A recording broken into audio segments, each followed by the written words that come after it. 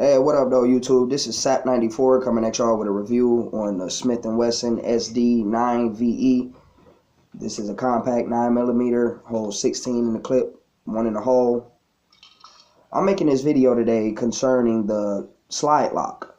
I actually didn't even know that my gun had a problem like this until I seen it on YouTube, and to be honest with you, it's a little frustrating and it's a little disappointing because I've been in love with this firearm since I bought it, and I've had it for about 2-3 weeks now.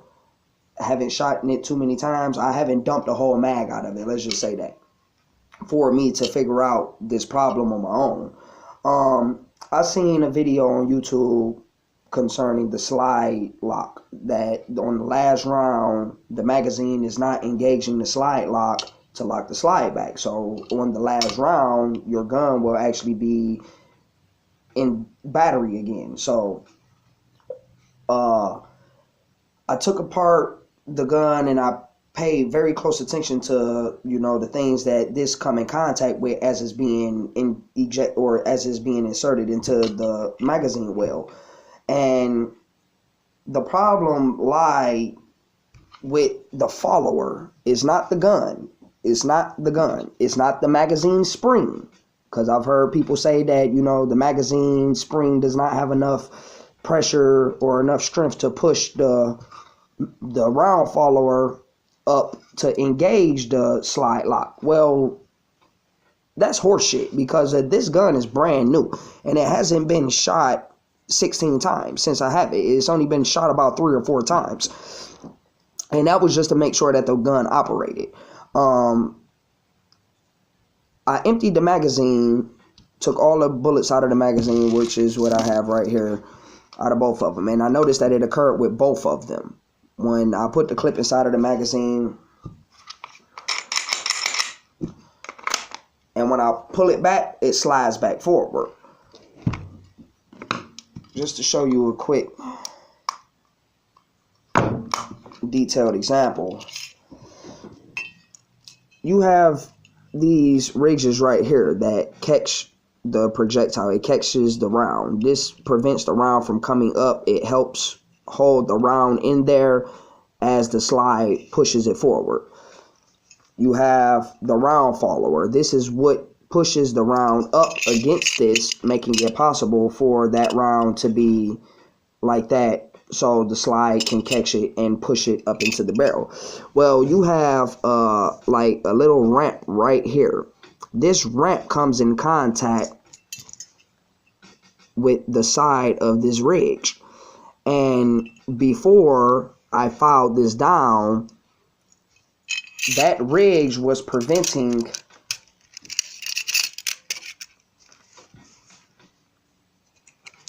the follower from, which is right here. This is the part that engaged the slide lock. It was preventing the follower from engaging the slide lock. So what I did was took a file and I filed this down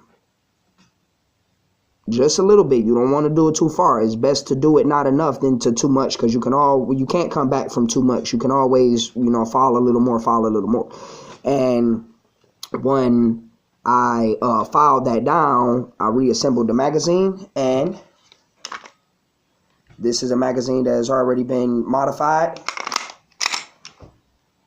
No problemo. So the slide does lock back now, and it actually does on both of them. I had to modify both magazines because both magazines were experiencing that problem. I don't know if I covered this. Like I said, I didn't even know that my gun had this problem until I seen the video concerning that, and it didn't take long to fix it. Neither did it take a while for me to understand what was wrong with it. I took it apart, looked at it. Like I said, I observed very closely as I inserted the magazine with the slide and the barrel detached from the firearm or from the lower receiver, and it technically spoke for itself. It showed me exactly what it was supposed to do, and I'm witnessing what it wasn't doing. So easily corrected that problem with just filing this part down just a little bit. You do not have to fuck with anything up underneath this, you know, because I seen one guy, he was falling on this and falling on that, and what the fuck does that have to do with this coming up, engaging the slide lock? So that right there is what fixed it. And just to show you, I have the same gun that you guys have if you have this gun and experience that problem, and my gun did experience that problem. And I'm going to show you that my gun does not experience that problem no more. So that means that the firearm must be fixed. So what I'm going to do, and I don't need no comments in my comments, but concerning what I'm getting ready to do, but just quick example. I'm going to put 1 round in each clip. And this is what it's supposed to represent. So put it in a safe direction. Move this out the way. You got the clip, slide lock back, chamber around. Drop the magazine. Oops, actually, well, no. To make sure that the slide locks back. It ejects the shell, slide lock back, eject the magazine, insert another magazine, chamber around, unchambered around, and the slide lock back again. Drop the magazine. So that's the problem. That was the problem. Problem fixed. So you take it for what it is. I don't know if this video was helpful. If it was, like, subscribe. I really don't care if you do. This is actually my first video, so I just wanted to be one of the people that came on here and fixed the problem, because I've seen a lot of people having that related problem, and everybody had their own opinion or theory of what would fix the problem. And I'm not gonna spend $9 on a clip to fuck it up, you know. So I'm gonna figure out what the problem is, and I'm gonna fix the problem correctly, accordingly.